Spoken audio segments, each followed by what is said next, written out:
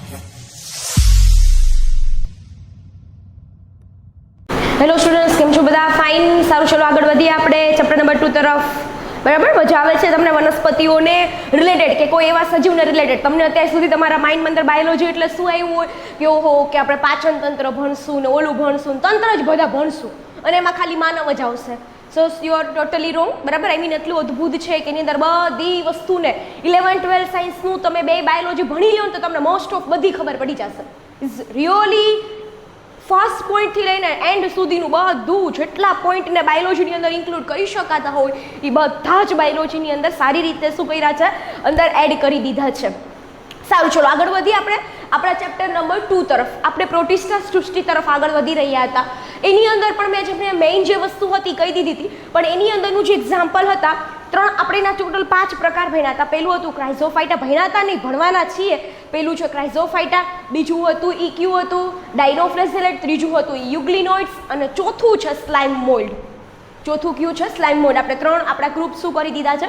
પૂરા કરી દીધા છે. આઈ hope so students you getting very well. એટલું ઇમ્પોર્ટન્ટ છે ખાસ કરીને ડાયનોફ્લેઝેલેટ્સ. બરાબર છે. યુગ્લિનોઇડ્સમાંથી પણ ઘણા બધા પ્રશ્નો, આના પછીનું જે પ્રજીવ આવશે એમાંથી પણ તમને પ્રશ્ન પૂછાશે. સો બહુ ઓછું જ કરીએ છીએ, એવું કંઈ તમારું ઉપર બર્ડન આવતું હોય એવું કાંઈ છે નહીં. બરાબર. સો અત્યારે જે બી કરો એ પરફેક્ટ કરો. હું જલ્દી આમ તેમ ચલાવીશ લઈશ નહીં. સારું, ચલો ચોથો જે આપણો ગ્રુપિંગ હતું એ કયું હતું? કયું છે? સ્લાઇમ મોલ્ડ. તો સ્લાઇમ મોલ્ડ તરફ આગળ વધીએ તો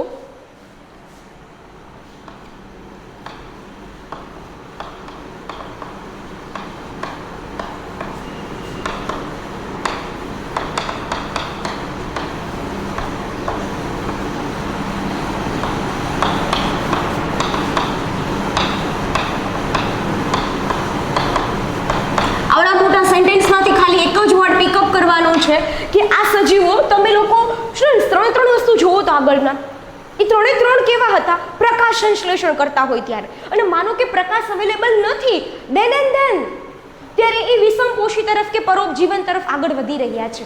બટ પહેલી વખત કોઈ કમ્પ્લીટલી એવો સમૂહની ચર્ચા આપણે કરી રહ્યા છે પ્રોટિસ્ટાની અંદર કે જે કેવા છે છોકરાઓ? આદિ મૃતોપજીવી. એટલે કે કોઈ સજીવને નથી ખાતા, પણ એના સજીવ જ્યારે કોઈ મૃત અવસ્થામાં આવી જાય, કે નાના કીટક હોઈ શકે, પર્ણ છે કે કોઈ પર્ણના વનસ્પતિના અન્ય કોઈ લાકડામય ભાગ છે સડી ગયું હોય, બરાબર છે ને, પછી તેમાંથી અકાર્બનિક અને કાર્બનિક દ્રવ્યો પ્રાપ્ત કરે છોકરાઓ. બરાબર, તો એવા સજીવો કેવા છે? મૃતોપજીવી.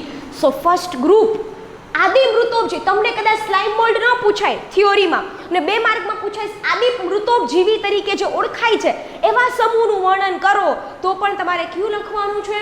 સ્લાઇમ મોલ્ડ. તો પણ તમારે કયું લખવાનું છે? સ્લાઇમ મોલ્ડ. ગેટિંગ? ચલો આગળ વધીએ.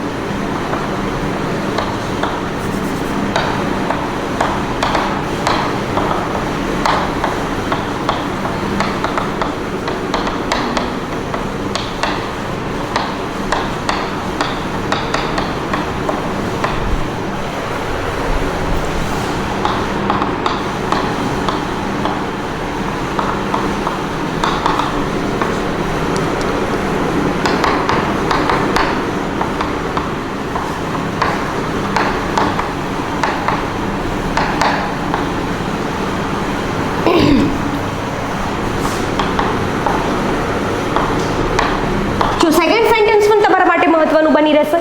શું કહે છે? આ સમૂહના સજીવો વનસ્પતિના સડેલા, એક તો મેં તમને પહેલા જ કીધું હતું કે આદિ મૃતોપજીવી છે. ઇટ મીન્સ સેલ્ફ ઇન્ડિકેટ કરે છે કે કોઈ જીવંત સજીવને ખાતું નથી.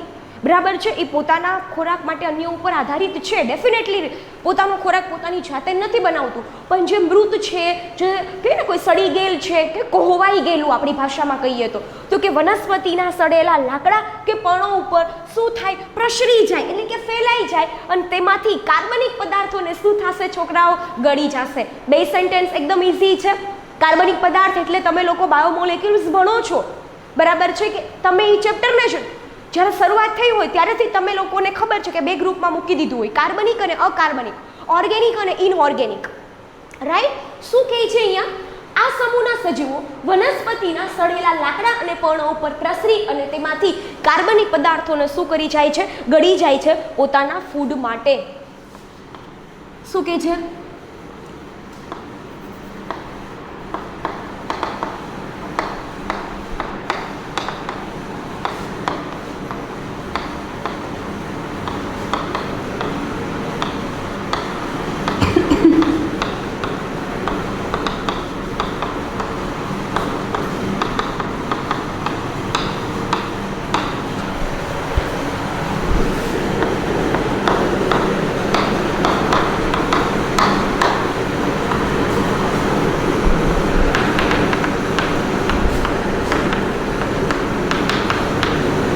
દાખલા તરીકે પેરામિશિયમ. જો આ સમૂહના સજીવો એવા છે સ્ટુડન્ટ્સ કે જ્યારે અનુકૂળ પરિસ્થિતિ હોય, અનુકૂળ પરિસ્થિતિ એટલે કેવી? Favourable condition. કેવી પરિસ્થિતિ? Favourable condition.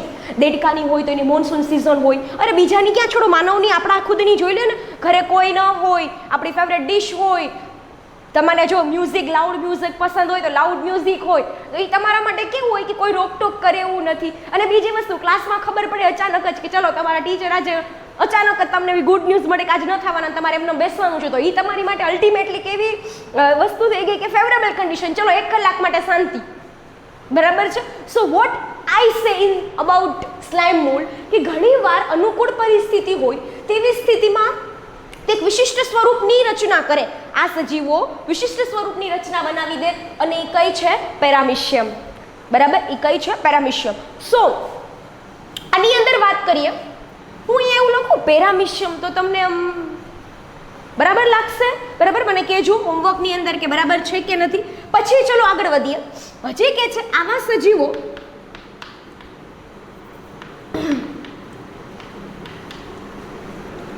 ઘણીવાર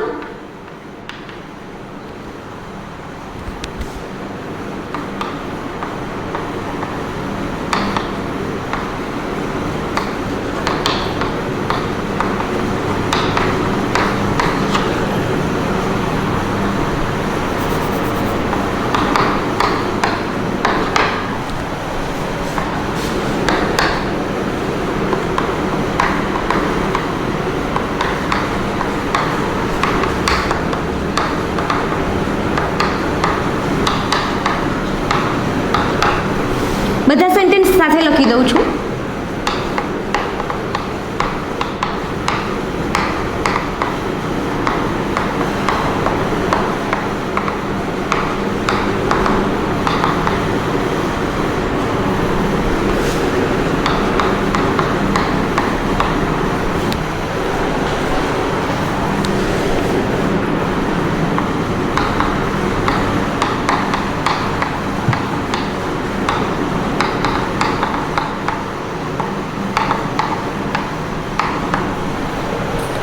જો શું કહે છે?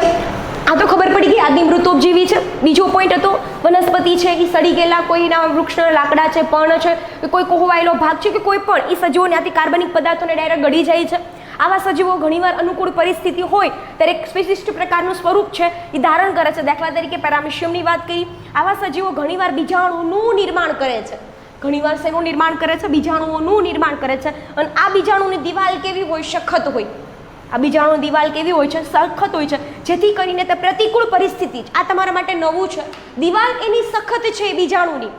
જો એની ઉપર આખું એનું જે સ્વરૂપ હોય એ સ્વરૂપ ઉપર શું બનાવી દે? ફ્રૂટ બોડીઝ આખી. બરાબર, એટલે કે બીજાણુઓ બનાવી દે. અને એ બીજાણુઓ છે એની દિવાલ કેવી છે છોકરાઓ? સખત દિવાલ છે, જેથી કરીને પ્રતિકૂળ પરિસ્થિતિમાં પણ તે તેને શું આપે છે? જીવિતતા બક્ષે છે. મેં અહીંયા ક્યાંક લખ્યું હતું અનુકૂળ પરિસ્થિતિ. તો અનુકૂળ પરિસ્થિતિ હોય એનું ટોટલી વિરોધી કોણ થાય? પ્રતિકૂળ પરિસ્થિતિ. ઘણા સ્ટુડન્ટ્સની મોટા ભાગના 90% સ્ટુડન્ટ્સ એવું માનતા હોય છે પ્રતિકૂળ મીન્સ કે ફેવરેબલ. નો મીન્સ નો. પ્રતિકૂળ પરિસ્થિતિ એટલે અનફેવરેબલ કન્ડિશન થાય કે જે બહારનું એન્વાયરમેન્ટ છે, કે જે વાતાવરણ છે એ આના પ્રજનન માટે કે વિકાસ કે વિભેદન માટે જ્યારે સક્ષમ ન હોય, બરાબર, ત્યારે આવું થઈ શકે છે. તો અહીંયા શું કહે છે? પ્રતિકૂળ પરિસ્થિતિમાં પણ તેને જીવિતતા બક્ષે છે. એક પોઈન્ટ અહીંયા છે, બરાબર, નવો પોઈન્ટ છે, આ સાઈડ લખું છું. તો શું કહે છે સમજો. આ તમારે નીચે કન્ટિન્યુટીમાં જ જવાનું છે, બરાબર.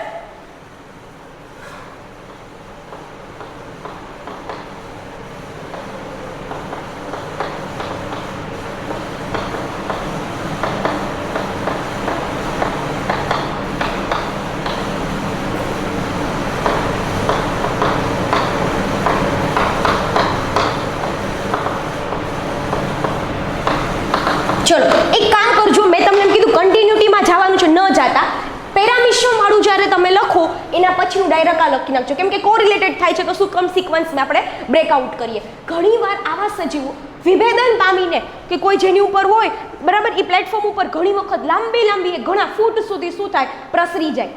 હજી કહું છું, માનો કે આવા કોઈ સજીવો એને મળી જાય કે સડી ગયેલા પદાર્થો કે જે કોહવાયેલા પણ કે લાકડાઓ કોઈનો ભૂકો આ ટાઈપનું મળી જાય જેમાંથી ડાયરેક્ટલી કાર્બનિક પદાર્થોને ગ્રહણ કરી શકતું હોય તો એ શું કરે છે, એની ફેવરેબલ કન્ડિશન આવી અને જે પૂરતા પ્રમાણમાં ખોરાક જોતો તો એ એને મળી રહેશે તો એ શું થશે, એ સરફેસ ઉપર ઘણા ફૂટ સુધી શું પામી શકે છે, પ્રસરણ પામી છે, એક આખું સ્તર બનાવી દે એવું બની શકે.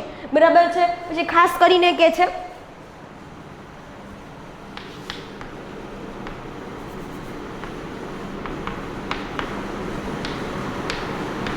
આ તો તમે નીચે જ કન્ટિન્યુટીમાં રાખજો.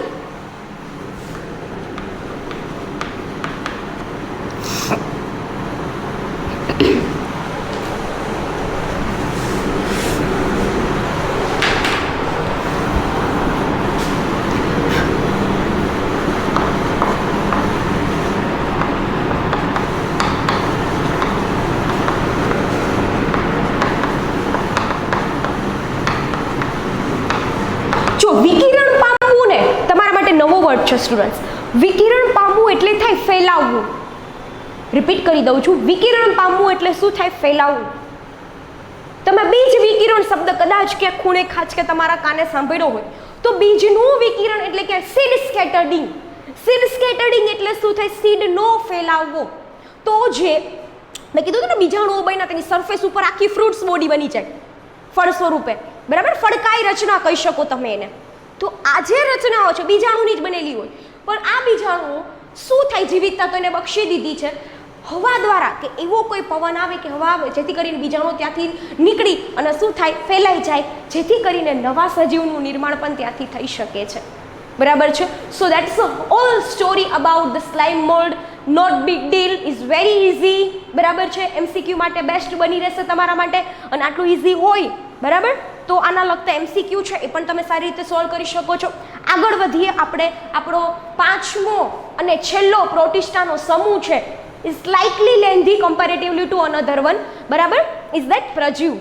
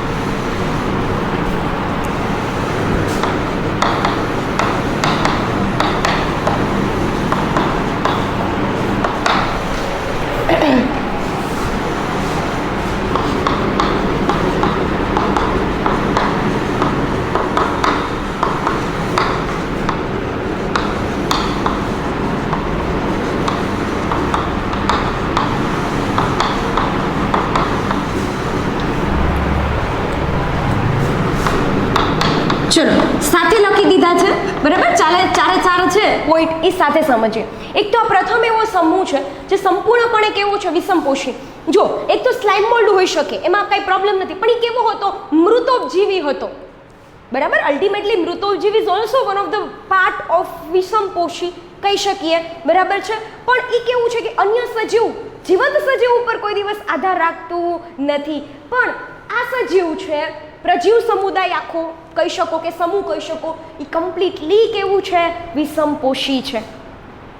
ડન સ્ટુડન્ટ્સ, કમ્પ્લીટલી કેવું છે, વિષમપોષી છે. પછી કે છે પ્રજીવ સમૂહના મોટા ભાગના સજીવો પરોપજીવન ગુજારે છે. શું ગુજારે છે? પરોપજીવન. You know very well what is the meaning of પરોપજીવન.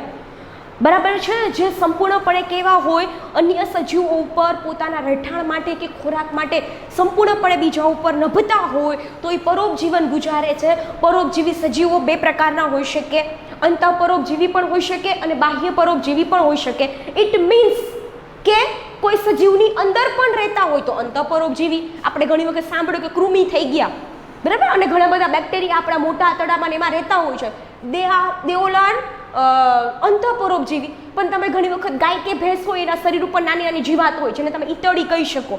પણ આના સિવાય તો ઘણા બધા એવા એક્ઝામ્પલ છે. પણ એ બધા સજીવો કેવા છે? બાહ્ય પરોપજીવન ગુજારતા હોય, કોઈ વનસ્પતિના ઝાડ ઉપર આ તે કોઈ પણ જગ્યાએથી. બરાબર છે, એ કમ્પ્લીટલી એને કોઈક હોસ્ટ સેલ એટલે કે યજમાન જોતા જ હોય, જો પોતાનું જીવનચક્ર પૂર્ણ કરવું હોય તો આ સમૂહ છે જે પ્રજીવ સમૂહ, એના મોટા ભાગના જે સજીવો છે એ બધા કેવું છે? પરોપજીવન જ ગુજારે છે. બરાબર, અંતઃપરોપજીવન હોઈ શકે કે બાહ્ય પરોપજીવન હોઈ શકે. સો 2 પોઈન્ટ ક્લિયર થઈ ગયા. ત્રીજા પોઈન્ટ તરફ આગળ વધીએ. આ સમૂહના સજીવોને પહેલેથી જ પ્રાણીઓના સંબંધી માનવામાં આવે છે. બહુ સરસ વાત કરી. ઘણી વખત તમને આવી રીતના પણ આ સમૂહ પૂછી શકો. બરાબર, ટાઇટલ બાયોલોજીની ખાસિયત જ આ છે, બહુ સહેલું છે. બરાબર, એટલે એવું બધું કહેતા હોય બહુ સહેલું છે, બરાબર, પણ એની ચર્ચા કોઈક દિવસ પછી કરશું. પણ મેઇન વસ્તુ એ છે કે તમને બાયોલોજીમાં ક્વેશ્ચન ફેરવીને પૂછશે. બરાબર, બાયોલોજીમાં ક્વેશ્ચન તમને આન્સર તમારો સેમ રહેશે, પણ આ પ્રશ્ન છે એ 3-4 રીતના પૂછી શકાતો હોય. તમારી કેપેબિલિટી ઉપર ડિપેન્ડ કરે. બરાબર, અથવા તમારા જે બાયોલોજીના શિક્ષક હોય તમને કેવી રીતના ભણાવ્યું અને કેવી રીતના તમે એ ટોપિકને સમજાવજો એની ઉપર ડિપેન્ડ કરે. બરાબર છે, તો માનો કે ઘણી વખત આ પ્રજીવ સમૂહ તમને એવી રીતના પણ પૂછાઈ જાય કે પહેલેથી જ પ્રાણીઓના સંબંધી કહેવાતા હોય એવા કોઈ પ્રોટિસ્ટાનું સમૂહ છે અથવા એનો જે વિભાગ પડે છે એને સમજાવો, ત્યારે તમારે છોકરાઓ કોને સમજાવવાના છે? પ્રજીવ સમૂહને. Done everyone. ચોથા પોઈન્ટ તરફ આપણે આગળ વધીએ. તેમાંના ઘણા માનવ અને અન્ય પ્રાણીઓ માટે કેવા છે? રોગકારક. બટ ઓબ્વિયસલી જે સજીવો પરોપજીવન ગુજારતા હશે એ હંમેશા યજમાનમાંથી ખોરાક પ્રાપ્ત કરતા હશે અને એને બદલામાં કાંઈ નહીં આપતા હોય, અને ડેફિનેટલી કાંઈ ન આપતા હોય એના કરતાં કે નુકસાન પહોંચાડતા જઈશે. કોઈક તમે આટલી મહેનતથી ખોરાક બનાવ્યો હોય, બરાબર, અને ખોરાક ડાયરેક્ટલી ખાઈ જાય, કહેવાય ને મહેનત વગરનું ખાઈ જાય, આવું બલિદાન આપવાનું કામકાજ કે મહેનત વગર ખવડાવી શકે એ આપણા મમ્મી કરી શકે. બરાબર, જેને કોઈ ખોટું પણ ન લાગે, but that is the different story. બરાબર, પણ અહીંયા હું જે કહેવા માંગુ છું એ શું છે કે આ તો તમારો કોઈ જાતિ અલગ અલગ છે, વિચાર કરો, સ્પીસીસ પણ અલગ છે, તેમ છતાં એક સજીવ આટલી મહેનતથી આટલી અલગ અલગ સર્કમસ્ટાન્સીસની અંદર જે ફૂડ બનાવે છે એ કોઈ અન્ય સજીવ ડાયરેક્ટલી એમાંથી ખોરાક લઈ અને પાછી એટીપી બનાવવાનું ચાલુ કરી દેશે અને પોતાની જીવનશૈલી આગળ વધારશે. બરાબર, તો મોટા ભાગના સજીવો આવા પરોપજીવી છે એ કેવા હશે? રોગકારક. બરાબર, એનું બેસ્ટ એક્ઝામ્પલ છે મેલેરિયા. તમને લોકોને પહેલેથી મગજમાં એવું જ ઘૂસેલું છે કે મેલેરિયા તો કંઈ કોના દ્વારા થાય? તો કે મચ્છર દ્વારા. અરે ભાઈ, મચ્છર દ્વારા મેલેરિયા ન થાય. મચ્છર તો વાહક છે અને અલ્ટિમેટલી કહેવા જાય તો મચ્છર ખુદ મેલેરિયાથી પીડાય છે. Why that? કેમ કે એને પણ એક પ્રજીવ છે, એની ઇફેક્ટ થઈ છે કે એમ કહી શકે ચેપ લાગ્યો છે. બરાબર, પ્લાઝ્મોડિયમ નામનું જે એક પ્રજીવ છે એ પ્રજીવ છે એને પોતાનું જીવનચક્ર પૂરું કરવું હોય તો 2 યજમાનની જરૂર પડે. વન ઇઝ ધેટ મચ્છર અને બીજું છે માનવ. પણ એવા કોઈ માનવ છે, બરાબર, એને એવું કોઈ પ્રજીવ કરડી ગયું તો બટ ઓબ્વિયસલી એ પ્રજીવ હવે કેની અંદર જતું રહેશે? માનવમાં. હવે જો વિચાર કરો, તમને એમ કે તમે જ ખાલી મચ્છર તમને જ ખાલી મેલેરિયા આપે છે, નહીં, આપણે ખુદે મચ્છરને હું આપી શકીએ મેલેરિયા. માનો કે મને મેલેરિયા થઈ ગયો છે, સો કોઈ નોર્મલ મચ્છર જેને કાંઈ જ પ્રોબ્લેમ નથી એવું મને કરડી જાય તો હું કોને આપીશ? એ પ્રજીવ પ્લાઝ્મોડિયમ, એ મચ્છરને. એ કોઈ નોર્મલ વ્યક્તિને કરડશે તો આખી સ્ટોરી ચાલ્યા કરે. પણ આના ઉપરથી તમને ખ્યાલ આવશે કે મેલેરિયા છે, બરાબર, જેમ કે અમીબિયાસિસ, એન્ટાઅમીબા હિસ્ટોલાઇટિકા નામનો એક કહેવાય ને અમીબીય મરડો છે, તો એન્ટાઅમીબાની લીધે થાય છે. એ પણ એક પ્રકારનું પ્રજીવ છે, પ્રજીવ સમુદાય છે, બરાબર છે. સો એક છે ને પ્રજીવની મેં વાત કરી, પણ આની પ્રોટોઝોઅન્સ ગણીએ આપણે. પ્રજીવ એનો સમૂહ પડશે. અહીંયા હું છે ને સુધારી દઉં છું.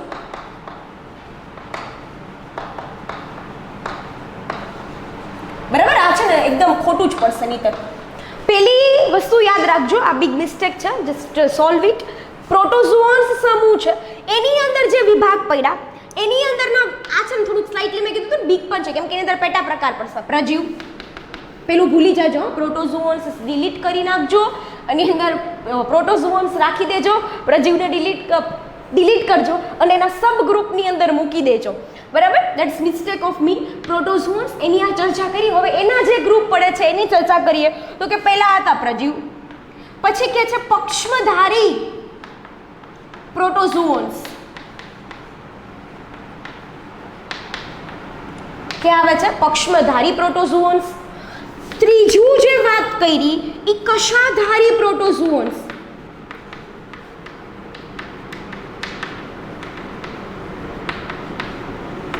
અને जो फोर्थ वन છે એ પ્લાઝ્મોડિયમ પ્રોટોઝોઅન્સ. ક્યુ છે? Plasmodium પ્રોટોઝોઅન્સ. Can I repeat this? This is the whole story about this group. Which one is that? Protozoans is આપણું લાસ્ટ વન હશે, જે પક્ષમાં પ્રજીવનો સમાવેશ થાય છે, પક્ષમધારી છે, કશાધારી હશે અને પ્લાઝ્મોડિયમ. આગળ પણ આવું જો કે થયું હોય કે મેં પહેલાં પ્રજીવનું ટાઇટલ આપ્યું હોય તો જસ્ટ ચેન્જ ઇટ. બરાબર, મેન ગ્રુપ કયું છે? પ્રોટોઝોઅન્સ, અને એના જે આવે છે એ સબ ગ્રુપ ક્યાં છે? પ્રજીવ, પક્ષમધારી, કશાધારી અને પ્લાઝ્મોડિયમ. Done everyone?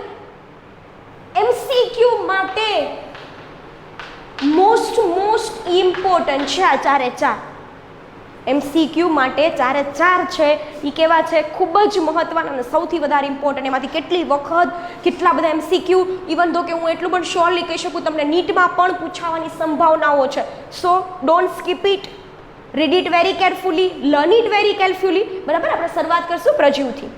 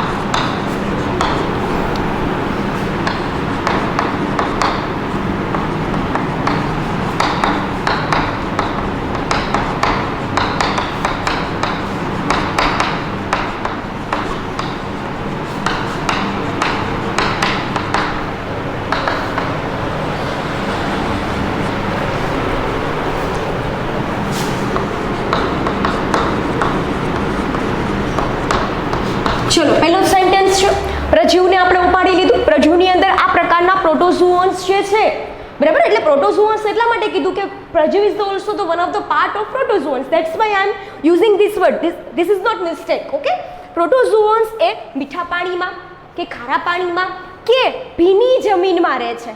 ક્યાં જમીનમાં રહે છે? ભીની જમીનમાં રહે છે. ક્લિયર? ચલો આગળ વધીએ.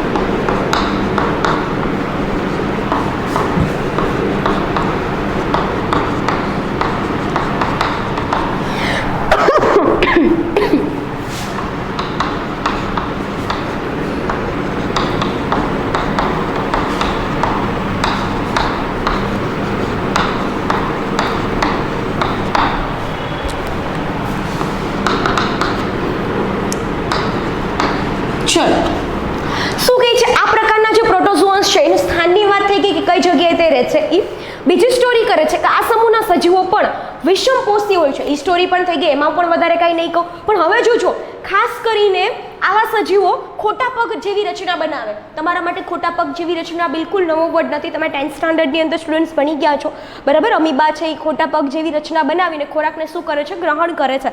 ઇટ મીન્સ કે શું છે? ખોટા પગ પણ છે એ પ્રજીવ છે એની અંદર જ આવતા હોય, બરાબર છે. સો ચલો, ખોરાક ગ્રહણ કરે છે એ તમને બધાને ખબર પડી ગઈ. એની અંદર કોનો સમાવેશ થાય છે? પ્રજીવનો. ડન. ચલો, અને પ્રજીવમાં પણ કોણ? સોરી, આ પ્રજીવ લખવાની જરૂર નથી, અમીબા. ક્યુ બેસ્ટ એનું જે મેઇન એક્ઝામ્પલ છે એ જ લઈ લ્યો. એ કોણ આવશે? અમીબા. ચલો, હવે વાત કરીએ સ્યુડોપોડિયા. ખોટા પગ એટલે ઘણી વખત તમને કુટપાદ કે, બરાબર, સ્યુડોપોડિયા બનાવે છે એ તમને ખબર પડી ગઈ. પછી એવી વાત કરે છે કે ઘણા અન્ય સજીવો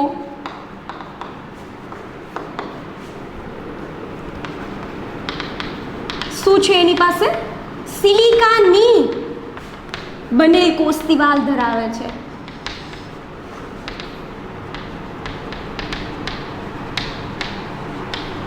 સિલિકાની બનેલી શું ધરાવે છે? કોષ દિવાલ ધરાવે છે, બરાબર.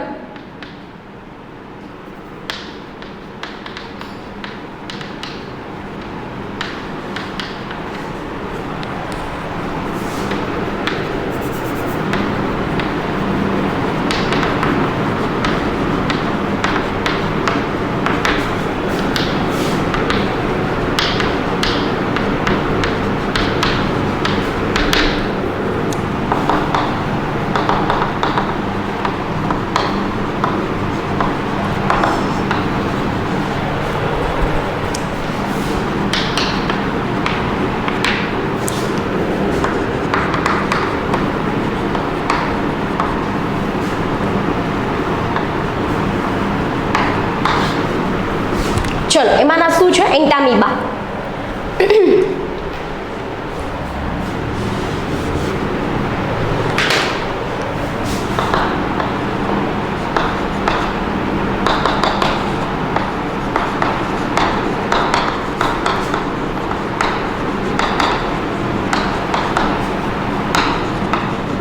ચલો, હવે હું ફાઇનલી એનું જે મેં તમને આપણો જો પહેલાનો જે ટોપિક હતો મેં તમને કીધું હતું ટાઇટલમાં જે પ્રોબ્લેમ છે એને આપણે સુધારીને સરખું કરીએ, ફાઇનલી સરખું કરીએ. પ્રોટોઝોન્સ કયો કે પ્રજીવ કયો, એ ફાઇનલ એના ગ્રુપિંગ કરીએ. પહેલાં જે હતું બરાબર જ હતું, એના જે ગ્રુપિંગ કરીએ એમાં પહેલું હતું જે અમીબીય પ્રોટોઝોન્સ આવશે. ક્યાં આવશે? અમીબીય પ્રોટોઝોન્સ. જે આપણે હોલ સ્ટોરી અત્યારે કરીએ છીએ એ પણ ક્યાં છે? અમીબીય પ્રોટોઝોન્સની જ છે, બરાબર છે. એટલે મેઇન પ્રજીવ, એના પ્રોટોઝોન્સ, બીજું એના જે સબટાઇપ્સ હતા એ ક્યાં હતા? અમીબીય પ્રોટોઝોન્સ. બીજા ક્યાં હતા? કશાધારી પ્રોટોઝોન્સ. ત્રીજા હતા એ ક્યાં હતા? પક્ષમધારી પ્રોટોઝોન્સ. અને મેં તમને જે ટાઇટલ આપ્યું હતું એ પણ ચેન્જ કરી નાખજો. મેં તમને પહેલાં પણ કીધું હતું ને હજી કહું છું, અમીબીય પ્રોટોઝોન્સ આવશે. જે પ્રજીવવાળું હતું એ કાઢી નાખજો, બરાબર છે. આની જે નોટ બનાવી હોય એમાં પણ તમે સુધારી નાખજો. અમીબીય અન્ય સજીવો છે. એક તો એનું ઉદાહરણ આપી દીધું મેં, અમીબા. આ તો ખબર પડી ગઈ, ખોટા પગ જેવી રચના બનાવે એની અંદર અમીબા. અન્ય સજીવો છે જેની, આ તો એક ઉદાહરણ આવ્યું અમીબા. બીજા સજીવો છે એ કેવા હશે? કોષ દિવાલ છે એની શેની બનેલી છે? સિલિકાની બનેલી હોય. એની કોષ દિવાલ શેની બનેલી છે? સિલિકાની. અને આ સજીવો છે એની કોષ દિવાલના લીધે એની પાસે ઘણી બધી મજબૂતાઈ પણ હોય છે. અને આ સજીવો મોટા ભાગે અંતઃપરોપજીવી છે. કેવા છે? અંતઃપરોપજીવી છે. ઇટ મીન્સ શું? કે કેવા છે? સજીવની અંદર રહીને ડાયરેક્ટલી ખોરાક પ્રાપ્ત કરે છે. અને એનું ઉદાહરણ છે કોણ? એન્ટામીબા. ભૂલતા નહીં, શું છે એનું ઉદાહરણ? એન્ટામીબા. ઓકે. અને જે એન્ટામીબા છે, રિપીટ કરી દઉં છું, એન્ટામીબા છે એ મનુષ્યની અંદર, બરાબર, એન્ટામીબા હિસ્ટોલાઇટિક આખું એક પ્રકારનું આ જે પ્રજીવ સમૂહ છે, બરાબર, એનું જે આપણે અમીબીય પ્રોટોઝોન્સ છે આખા એ જોયા હતા. તો એની અંદરનું જે ઉદાહરણ છે, બરાબર, એ કયું છે? એન્ટામીબા. જે અમીબીય મરડો ક્રિએટ કરે છે, રોગકારક છે આપણા શરીર માટે. કેવું છે? રોગકારક. So that is the whole story about the amoebia protozoans. That is one of the part of protozoans. Okay, clear everyone? But I just solve it કે તમને લોકોએ આપણે જે મિસ્ટેક કરી એને સુધારી નાખે, તમારા માઇન્ડની અંદર કંઈ ડાઉટ્સ ન રહેવો જોઈએ, બરાબર. આપણે પ્રોટિસ્ટાની જે સમૂહની વાત કરતા હતા એની અંદર છેલ્લો સમૂહ હતો એ કયો હશે? તમે એને પ્રજીવ કહી શકો કે પ્રોટોઝુઓન્સ કહી શકો. ઓકે, એટલે તમે જે ટાઇટલ મેં તમને ફેરવી દીધું હતું એ ફેરવી નાખજો. આની અંદર ટોટલ આપણે 4 સમૂહને ચર્ચા કરી, બરાબર. પહેલું કયું હતું? અમીબીય પ્રોટોઝુઓન્સ. અલ્ટિમેટલી શું છે? પ્રજીવ જ છે. પછી તું પક્ષમધારી, પછી હતું ઈ કશાધારી, અને લાસ્ટ વન હતું ઈ કયું હતું? પ્લાઝ્મોડિયમ. એટલે મેં જે વચ્ચે ચેન્જીસ કરાવ્યો એ નથી કરવાનો, એઝ ઇટ ઇઝ રહેવા દેવાનો છે તમારે, બરાબર. આના ઉપરથી તમને આઈડિયા આવી જશે કે શું મિસ્ટેક થઈ હતી અને જેથી કરીને તમે સોલ્વ કરી શકો છો, બરાબર. ટાઇટલમાં જે પ્રોબ્લેમ હતો એ સોલ્વ થઈ શકે છે. That is the story. એમાંનું આજે આપણે કયું ભણી ગયા? અમીબીય પ્રોટોઝોન્સ. ક્યાં ભણી ગયા? અમીબીય. હવે આપણા ખાલી 3 જ બાકી રહ્યા, પક્ષમધારી, કશાધારી અને પ્લાઝ્મોડિયમ, બરાબર, જે મેલેરિયા કોઝ કરે છે. એક છે સ્લીપિંગ સિકનેસ માટે જવાબદાર છે, ઊંઘવાની બીમારી સાથે. એનું જે ઈ ટાઈપનું પરોપજીવી છે, જો આપણા શરીરની અંદર પ્રવેશવું તો શું થશે? Sleeping sickness. કેટલું આમ ઊંઘવાની બીમારી. ઘણાને ગોળીઓ લેવી પડતી હોય, પણ આ ટાઈપનું એક છે કે આ એક અલ્ટિમેટલી વન કાઇન્ડ ઓફ રોગ જ કહેવાય. હા, બરાબર. So that is the whole story. I hope so કે યુ ડન વેરી વેલ, બરાબર. કંઈ ડાઉટ હોય તો પછી પર્સનલી કોન્ટેક્ટ કરજો, જેથી કરીને તમારો ડાઉટ શું થઈ શકે? સોલ્વ થઈ શકે. આજના લેક્ચરમાં એટલું રાખીએ. નેક્સ્ટ લેક્ચરની અંદર પક્ષમધારી સાથે મળીએ આપણે પાછા, બરાબર. ચલો.